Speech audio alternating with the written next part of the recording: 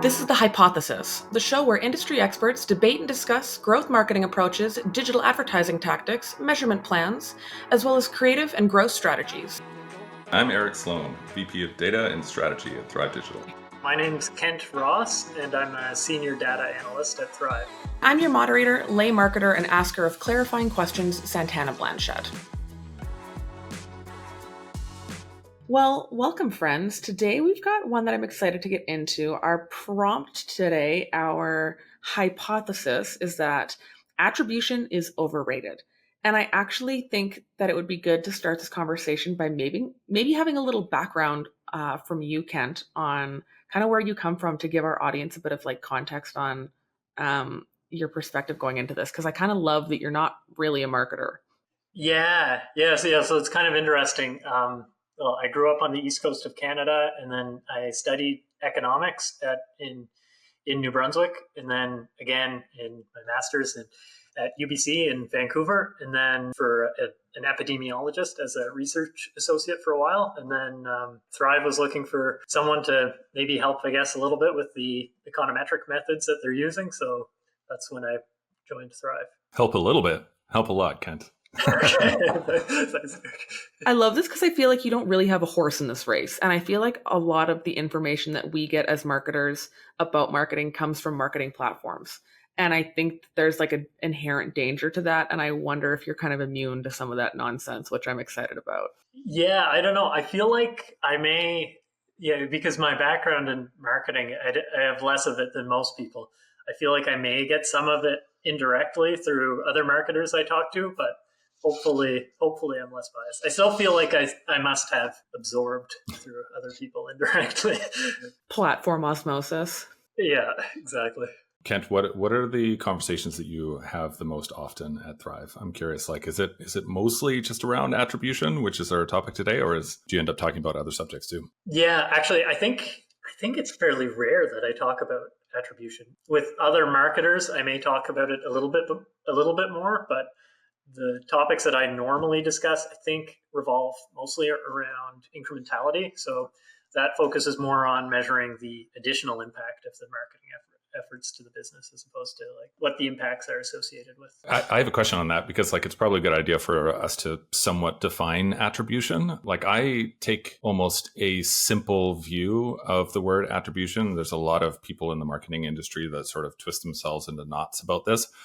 But isn't attribution just some way of assigning value to the marketing activities that you're doing? Whether it's if you take incrementality out, if you take cookies out, if you take server-side tracking out, all of those sort of tactical details, doesn't attribution just come down to what was the return, or what was the response that I got from this marketing activity? Coming from a non-marketing background, when I think of attribution, I still think of it as something just like you said, assigning credit, basically. Yeah. And then in a marketing context, assigning credit from the channel to the metric that we're measuring, whatever KPI that is. Right. I kind of agree. It feels like connecting, I think of it just as connecting dots. We're just drawing a line between dots, right? Yeah. And even if we're talking about marketing mix modeling and stuff like that, I almost put that into the classification of an analysis, an ongoing sort of analysis that we update on a regular basis. But still, it's kind of attribution, right? So you're trying to associate some marketing activity with some kind of response in the business. So it's one of those things where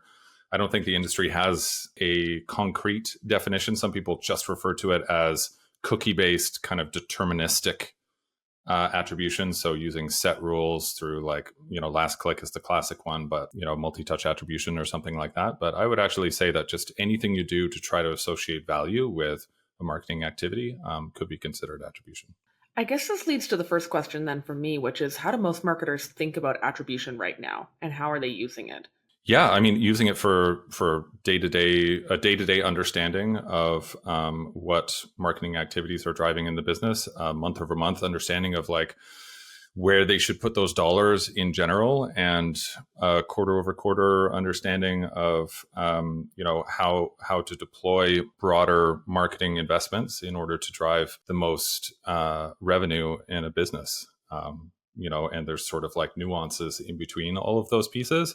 But that's really it. When we talk about deterministic attribution, which is last click attribution or multi-touch attribution. That's more on the day-to-day side of things. When Kent was talking about incrementality, we're talking more about like monthly or even quarterly, where we're trying to really understand the kind of true impact. If we hadn't done that marketing activity, what would sales have actually been, right? So it really depends on whether you're looking through the lens of a tactical lens. Should I optimize this one ad, or should I optimize this retargeting campaign, or am I looking at it through the lens of how should I actually deploy my marketing investment through maybe a CFO or a CMO? So Ken, I'll pose the same question to you then. How do you think marketers are currently thinking about attribution right now, if you have an opinion on this? I think where I've seen it, it's what Eric said, attaching touch points from channels to contribute to KPIs. So using models like last click, first click, and everything else in between, using those multi-touch attribution models. I think that is where I see it the most. But yeah, from my perspective, it's anything that attaches credit or value to something else. If I can be skeptical for a minute, I almost think of how we're using them right now, a lot of marketers, as tea leaves that we're trying to read. Where is my money going? How much money is it making me? This platform is offering me up what it claims to be an easy solution that they call attribution. And it kind of looks like tea leaves to me. A really important thing to remember with all forms of attribution, so this includes last click, it includes multi-touch attribution, it includes MMM, marketing mix modeling, it includes geo-lift testing, like all of these ways of trying to understand the effect that you're introducing to a business from your marketing efforts. All of them are estimates. None of them are giving you an actual number, right? And so when you say tea leaves, yeah, absolutely, to a certain extent, you're trying to read a signal that is not precise. And I think that that's one of the things that probably marketers and even executive teams, when they're reading sort of the output from a marketing team in terms of reporting, what they're kind of getting wrong, right, is that they're seeing it as like, this is the precise number. And so if I put in $1, I'm going to get $3.68 back. That's not how marketing works. I think that anyone who's been in marketing for a long time really understands that. There's nuance there, and all of the ways of measuring marketing are just estimates, right? And so last click is a pretty poor estimate of the value that is being driven from a marketing channel. I think that most marketers understand that. Multi-touch attribution was sort of a leap forward, especially when we had more of that cookie data and sort of tracking was a little bit more precise, but it was still fundamentally flawed. Even marketing mix modeling, though, it's not going to save us from our attribution woes, right? It's still estimates. There's still many ways of misinterpreting the information. So yeah, tea leaves is pretty close, actually. Yeah, I think Eric makes a good point there about the marketers thinking of specific point estimates. I know, like in other areas, you may think of, because they're estimates, it could be a range of results. And yeah, is that the way that you would think about them, Eric, or how would you interpret those types of estimates that come from different models? In terms of a mental model, I have spent a lot of time trying to think about how to articulate this in a way that makes sense. But I try to think about a lot of analytics in general. So it's not necessarily marketing analytics, but it could be customer analytics, et cetera. But like the things that you're looking at are all the distribution, right? And so there's a certain amount of uncertainty that comes with every number that you look at. And having at least the question out there about, hey, what is my assumption about this uncertainty is super, super important. So every time you see a number, even if you look at Google Analytics, GA4, the session number is not precise, right? Because of consent mode and because of privacy laws and these types of things, like those numbers just aren't an exact representation, right? And so like trying to understand the uncertainty in any number that you're looking at is super, super important. And so that's what I try to do whenever I'm looking at any kind of number in marketing or analytics or anything in the periphery. So what do we think about attribution then? Like we've talked about how other marketers think about it, how they're using it. What do we think about attribution and where is it going wrong? So I'll take a stab at this, but I'm curious what you think about this, Kent, too. When it comes to deterministic attribution, so this is like cookie-based attribution or using UTM parameters and those types of things. First touch, last touch, multi-touch? First touch, last touch, multi-touch. Multi-touch attribution is far more common now. It's built into Google Analytics, it's built into Google Ads, etc. And it's just trying to assign value across a spectrum of different channels instead of just a single one like last click would. I mean, it's deterministic. It's set up by a certain number of rules, and so you have to be sure that those rules are a correct representation of the world. And unfortunately, there's no set of rules that will precisely describe how marketing and the world works, right? And so all of these deterministic attribution models are flawed in some way. They're built on data that is flawed. So you can't, in any stretch of the imagination, track every single touch point that a human individual has with a brand. You might be able to track all of the touch points of a cookie, but you can't track all of the touch points of a particular human who is interacting with your brand, right? And so if you build a model that's based off of incomplete data, you're going to have an incomplete output, right? And so that's the primary problem with deterministic attribution. And that's where it goes wrong, is that marketers then see the numbers that get produced there. Because it's deterministic, you get a single nice clean number, like our ROI was X. And unfortunately, if you use that number, you're negating the sort of halo effect of marketing. You're negating all of the word of mouth and everything else that happens in marketing.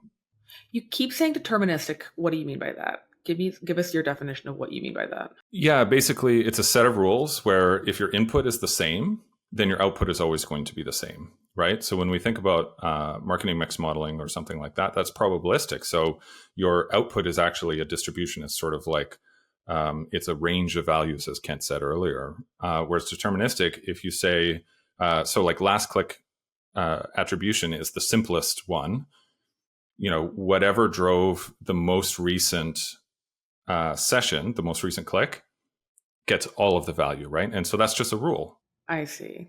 And so you can set all sorts of different rules. You can say like, first touch you mentioned. There's rules where it just like applies it evenly across all of the channels that are in the cookie journey and all of those things, right? And so deterministic is really just a set of rules that defines how attribution is set. Okay, thank you. And Kent, then I'll pose the same question to you. What do we think about attribution, and where does it go wrong? Yeah, I think the thing with the marketing environment is it's super complex. So when you have these simple deterministic models, there's no way they can come close to capturing everything that's happening in the environment. Even the more complex models, there's no way that something like a media mix model, which would be probably one of the more complex models that different marketers would use, would be able to capture everything in the environment. And then to give a really specific value and over a little too much emphasis on specific point estimates as opposed to a range of values. I think those are the biggest areas that I can see. It's funny because it's like I never really considered this until this episode. But what a statistical nightmare marketing is, right? Because like usually tests and studies have to go into very controlled environments, right? Like whole studies have been thrown out because the testing environment was wrong. And meanwhile, we're asking you to give us like definitive results off of online channels, but different online channels that have different privacy rules and in-person conversations. And maybe there's a storefront. You just throw out all of the parameters of proper testing models in any other industry or any other scientific environment. And you're like, good luck. Yeah, it's really big and complex. But I think it's also, I think one thing that some, I guess, measurement people in marketing don't necessarily appreciate is that a lot of it comes from non-survey data, which is kind of cool as well. It's like, so you get the revealed preferences of people. So people aren't, when you get a purchase or you make a sale, you see what presumably their actual intentions were rather than what they say in a survey. So I think that part is kind of interesting, but you're right about the complexity of the system. It makes it tough to measure things. Yeah, it's really an economics problem and not like a, I guess, machine learning problem or something like that. I mean, that's one of the things that we have really learned in the measurement space is that, like we're applying econometrics style solutions to these problems as opposed to like machine learning style solutions or those types of things, which might be something that that other data science teams might want to apply to these types of problems. One thing I did also want to say, which is actually interesting, and this might be slightly controversial, but the saving grace of last click attribution, especially over the last 3, 4, maybe 5 years, has really gotten dragged through the mud, right? And everyone hates it, and everyone doesn't trust it, and all those kinds of things. The one saving grace, though, is that it's dead simple, and you know why it's wrong. And I think that where going back to your question, Santana, about where marketers get things wrong is they're not thinking about the rules that sit behind the model, that are underlying of the model. And so when you think about multi-touch attribution, you're just getting a number and you're like, oh, this number must be better than the last click number. Well, not necessarily, because you actually don't know why it's wrong. And it's super important whenever you're going to take a outcome of some kind of model and apply action to it, to really understand why it's wrong. That's why transparency in media mix modeling is so important, why transparency in multi-touch attribution is so important, and just understanding the foundational sort of elements of those models is critical to how you use the outputs, because they can really be wrong in a large way. And if you don't know what they're built on and how they're built, you have no way of knowing. Is the benefit of knowing when they're wrong? I should clarify, I am the village idiot in this conversation. I'm here to ask all the clarifying questions that our audience might have too, because yes, assume. Please. Kent and I get carried away. So when you say that it's really important to understand why something is going wrong, is that because you can start to see pitfalls in trying to make strategic decisions from that data point? Is it because why is it important to know what's going wrong? How does that help us as marketers? Yeah, well, if you look at last click attribution as an example, you know that it's wrong because it doesn't factor in anything that happened before the last session, right? And so you can now create a little mental model for yourself and say, okay, well, I know that my meta prospecting campaigns are not going to show up in this attribution, and so I'm just going to not even look at those campaigns through the last click lens, right? I'm only going to look through the channels that I would expect to be the sort of last mile advertisement, right? And so that's typically branded search, maybe some non-branded search, retargeting, those types of things, right? And so it really helps you to understand how to put something in context. If you look at multi-touch attribution's claim is essentially that, hey, it looks at the entire user journey. There's a lot of MTA providers out there that are making these big, bold claims about this is the most accurate model that you can possibly use, and it's going to capture all of the effect from all of your advertising and all of those things. Well, if you believe that, unfortunately, without knowing what data it's built on, you really have no context for, hey, when meta's low, is it that it's our attribution model, or is that the actual real number, right? There's a lot of trust there, and I don't trust anything unless I understand it, right? From a attribution perspective. Kent, any thoughts on why it's important to know where something's going wrong? I think if you don't know where it's going wrong and you don't understand the assumptions that it's connected to with the model, you can run into the pitfalls that Eric was saying, which level of funnel the channel may be over or underrepresenting.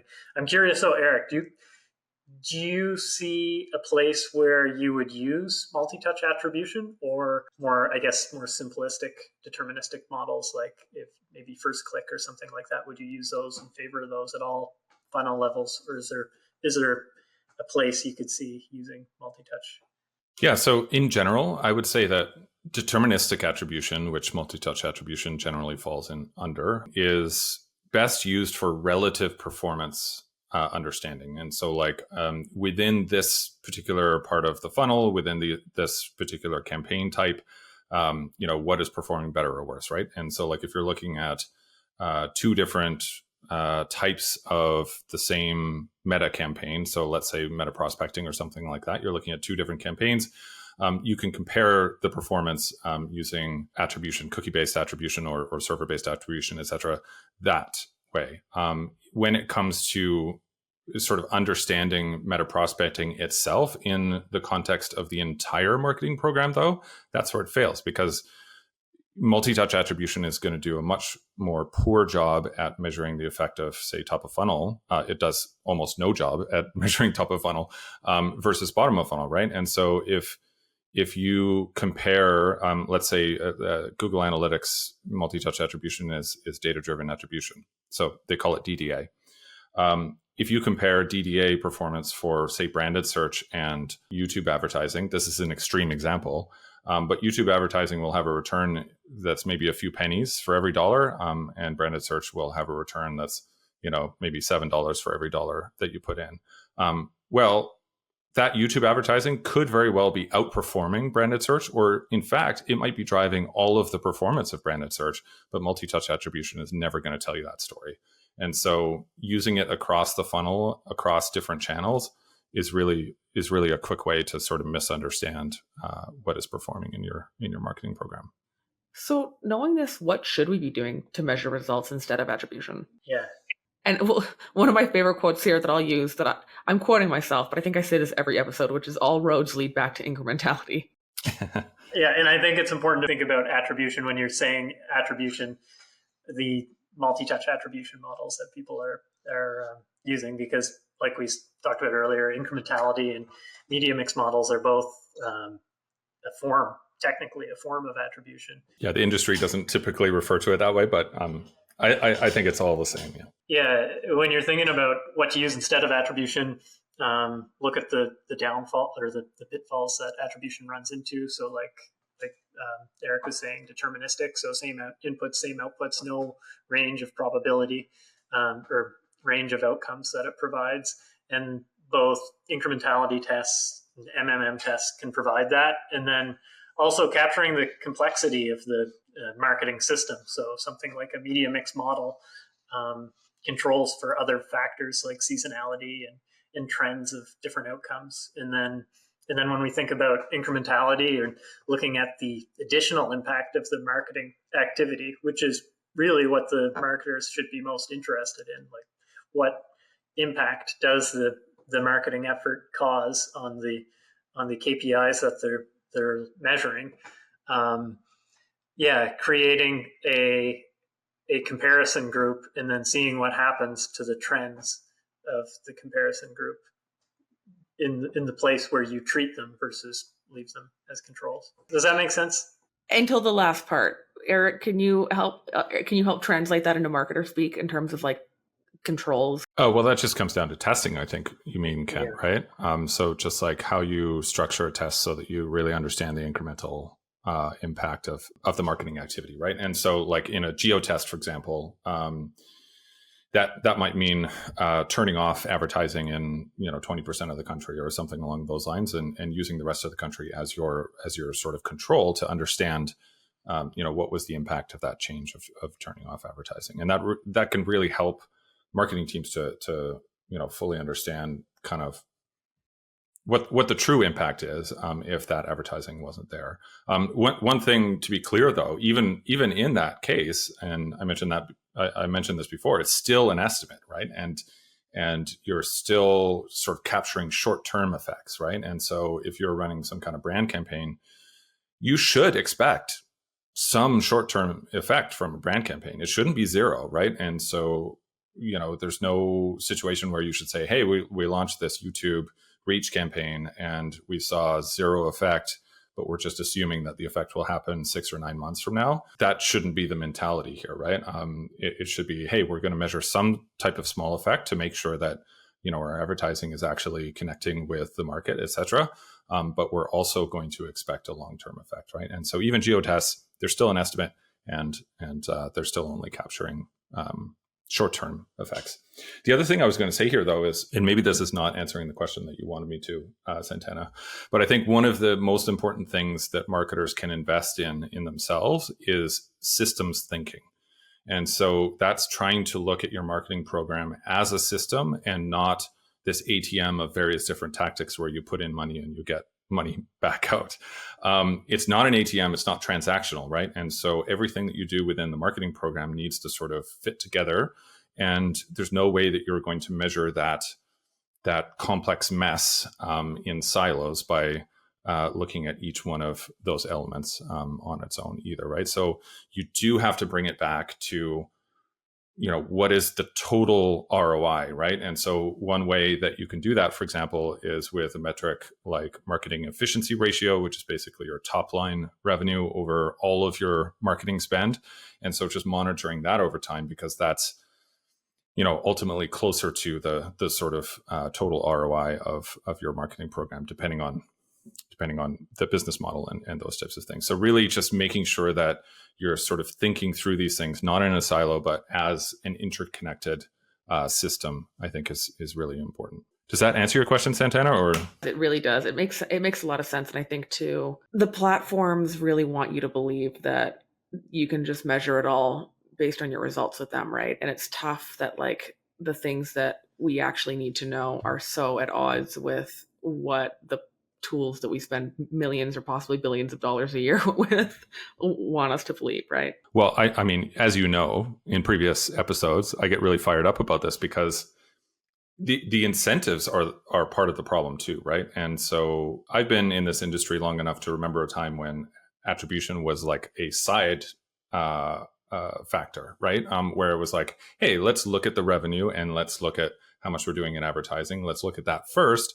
And then let's take into account this attribution thing in order to like, try to, I guess, calibrate our understanding of what's working and what's not. But we're still making the decision, right? I think, especially over the last 10 years in the industry, like a lot of marketing teams have moved to this very specific, we have a target for every single channel. We expect to hit this particular benchmark of return on ad spend. They report ROI numbers out of their attribution reports from Google Analytics or even from platforms, which of course is going to have an overlap if you report on attribution of Meta ads or Facebook ads and Google ads. Some of those conversions are the same, right? So you can't just add them up, right? But there's a lot of marketing teams out there that are like trying to hit these very specific ROI numbers. And I think one of the big mistakes that we've made as an industry is taking those attribution reports and starting to put the word ROI next to it, because the moment that we did that and we said to the CFO and the executive team, this is the return for each one of these channels, that started to become a problem because you want to optimize that return, right? And ultimately what the actual ROI is how much you put in and how much you got out of the entire program. And that's the closest you can get to a true ROI. You're never going to get to an ROI at the channel level. I might be leading us down a rabbit hole. So if I am, we're going to edit this out. But I actually think that this is a broader trend that we've been seeing in data as marketers and at large. And the reason I say this is because I think that people realized a while ago that fear is a really great sales tactic and false senses of control are a really great sales tactic. And so I think we've seen a lot of like weaponization and misrepresentation of data. I see it a lot in like many spaces, right? You see all these crazy diet fads getting sold and they're telling you about all these trials that they did. And then you look and it's like animal trials or whatever. Like it just, and then that I think there's been a misrepresentation of data because it sells things, right? Like Google and Meta would love for us to believe that it's as simple as this thing here, like this data point here. If we all just do this thing and follow these numbers and we'll get these results, because when we feel like we have control, even if we don't understand the data, it's a good way for us to, does that make sense? It does. Yeah. I mean, I haven't seen a vendor that doesn't manipulate it, to be honest, right? Yeah. And like, I'm not going to call out any specific ones. Some of them are better and some of them are worse. But the reality is it's so easy to misinterpret the outcome of these. And that's why, like, we were mentioning earlier, it's so important to understand how these things are built and what assumptions are underlying behind the data and all of that, because it's so easy to sort of cherry pick or to show very specific outcomes, etc. One of the things that I've loved, though, is that the marketing science space in general, I think, is a growing and quite thriving community. There's like some private Slack chat groups and stuff like that where people are actually talking about these things and actually dissecting the assumptions and where they go wrong. And I think that that's something that that I haven't seen as much of. 5 to 10 years ago, it was just like blindly following MTAs and thinking that, by now, by 2024 or 2025, we'd be in a place where we can just track everything, right? And that was never going to be the future. And I think that now this community is really starting to question a lot of that, which is good. But there's a lot of vendors out there selling snake oil everywhere. Yeah. Yeah. It feels like more people are talking about data, but we still don't understand it. So it feels like there's a lot of like misrepresentation. Whether it's misinformation or disinformation, that's another debate. I find I see this not necessarily with marketers, but with a lot of people, is focusing on even if people are trying to understand uncertainty and a range of values, which is good. Sometimes they focus on specific values or thresholds to overcome for levels of significance. So, for example, I think the most common one used is a 95% level of significance, which basically, if you want to think of it from a classical perspective, is if you ran that test 100 times, then 95% of the time you're going to have at least that extreme of a value. Yeah, so relying on those specific values, I think. And you hear, I hear a lot from a lot of marketers, did you reach stat sig or whatever? When really is like, okay, if it was 94%, is that really that much different than 96%? And then those thresholds are kind of arbitrarily determined anyway. So I'm so glad you brought this up. Marketers are so good at breaking statistical assumptions.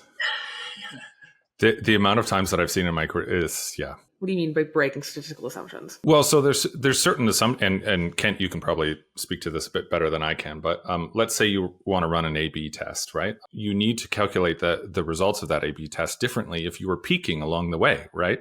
So that's one of the assumptions, is that like you're going to set a threshold for statistical significance at the beginning of the test, and you're going to hold yourself to that at the end of the test, but you're going to run it for the number of days or the sample size that you set out to run it for, and you're not going to peak along the way and sort of cherry pick when the statistical significance sort of drops to the level that you want it to, right?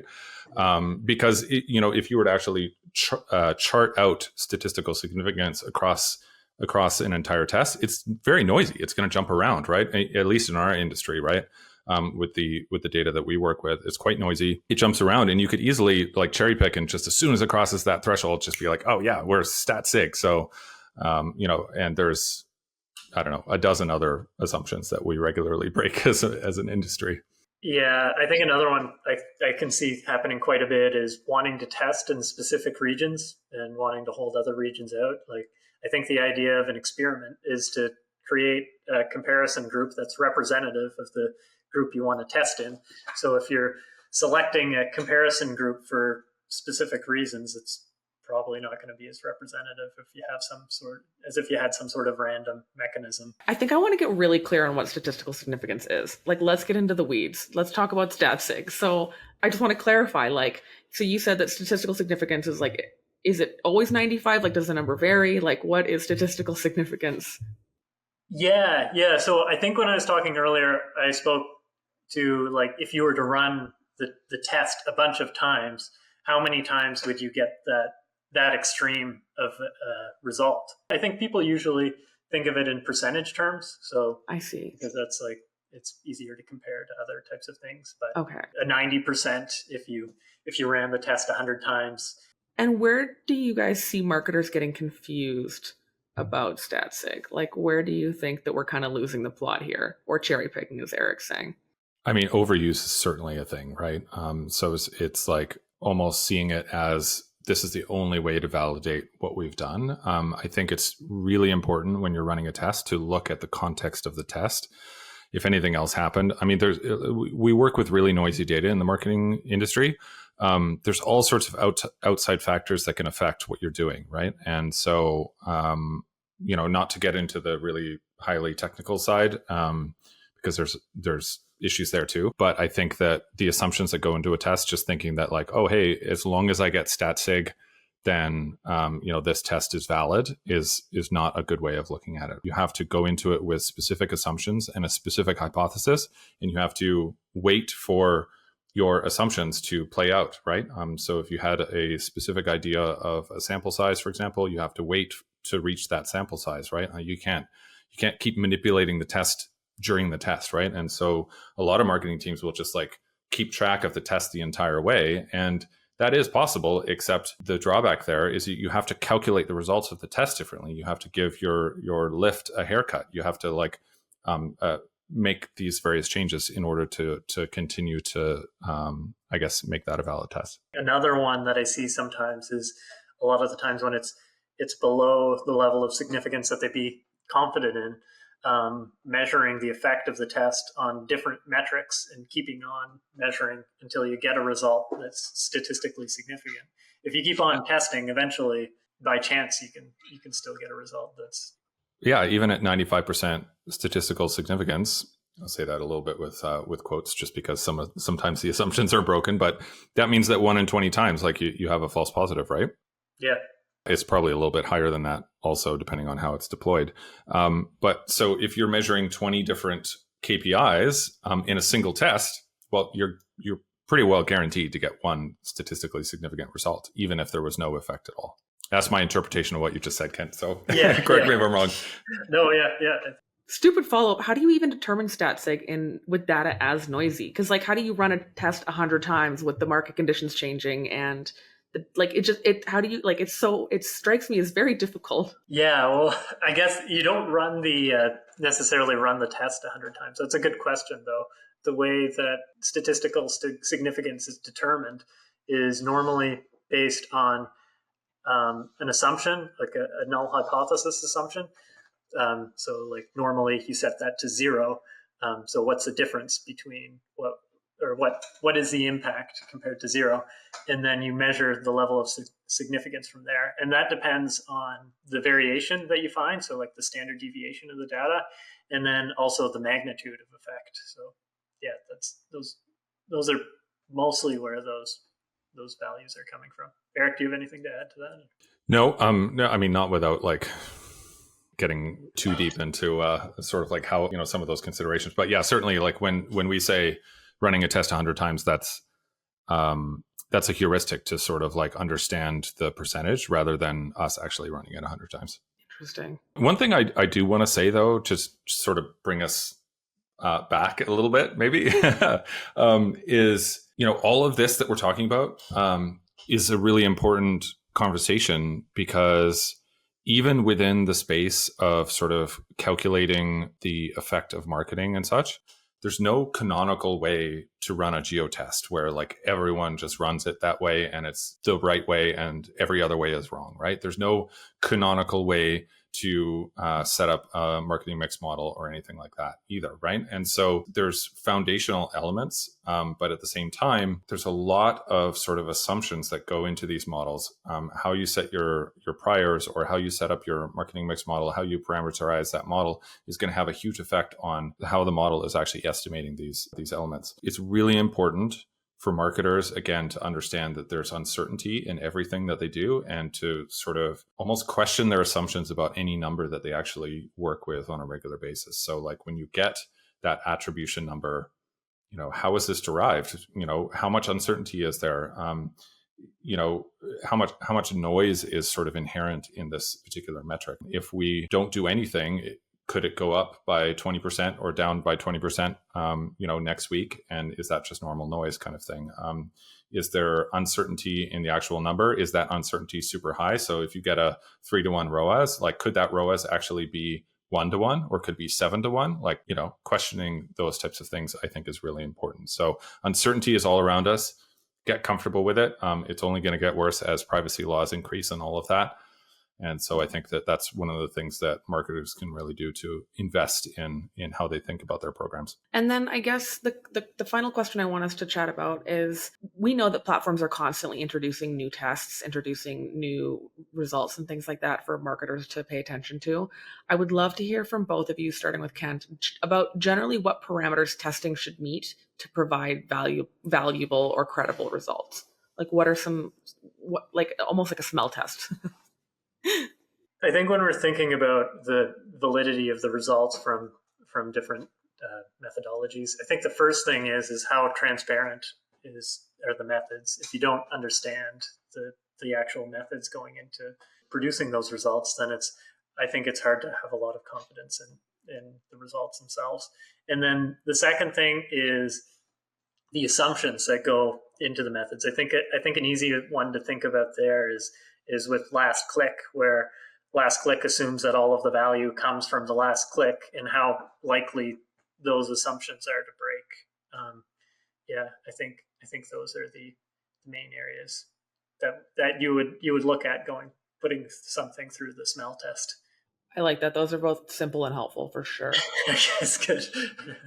The other thing is like, what are you actually driving? For example, you can run tests around like click-through rate or something like that. Well, having a higher click-through rate is not necessarily what you want, right? Because if you get a lower click-through rate but more sales in a bottom of funnel campaign, isn't that better, right? Getting a higher or lower click-through rate doesn't necessarily drive more business results, right? And so I think that it's really important to be thinking about what it is that you're actually driving. And this ties into what Kent was just saying about like assumptions and sort of the transparency of the test.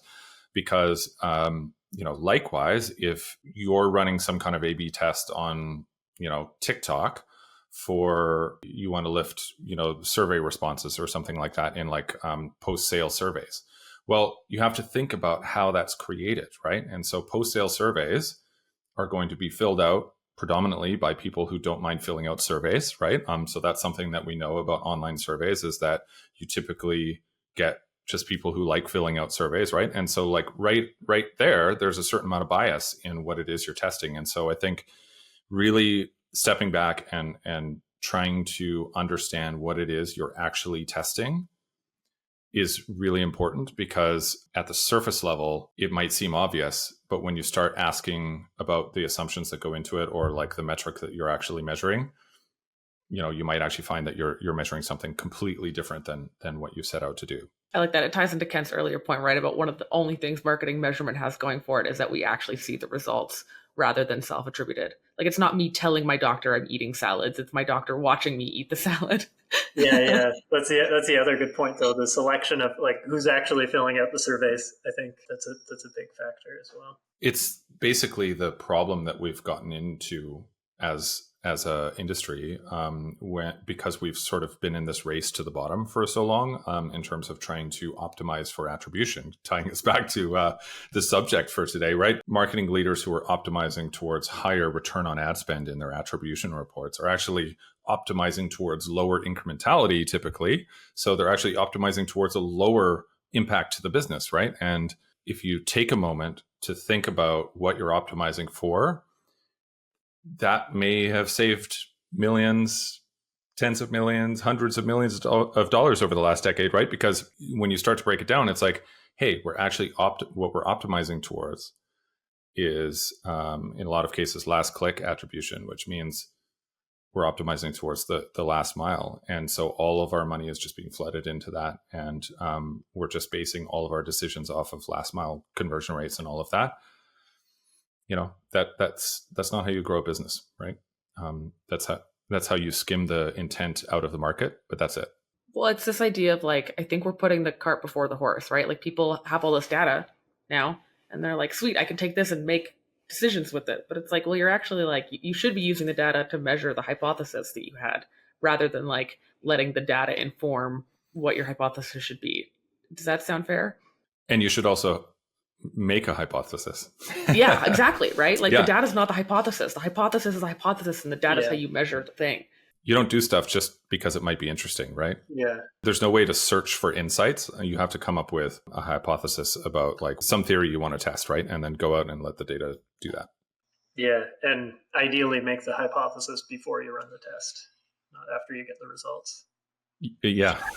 Yeah. That's quite important. Yes. Yeah.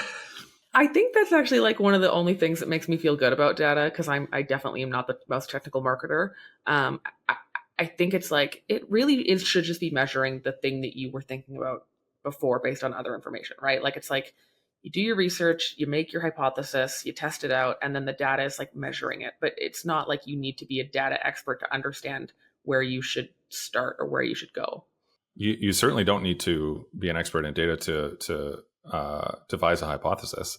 But you do need people to help you figure out what you should be measuring.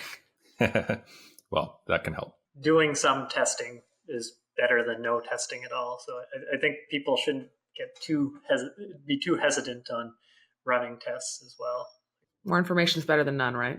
Well, friends, were there any questions that you felt that I had missed or anything that you wanted to talk about before I... It was great to go on this journey with both of you. Yeah. We talked about a lot.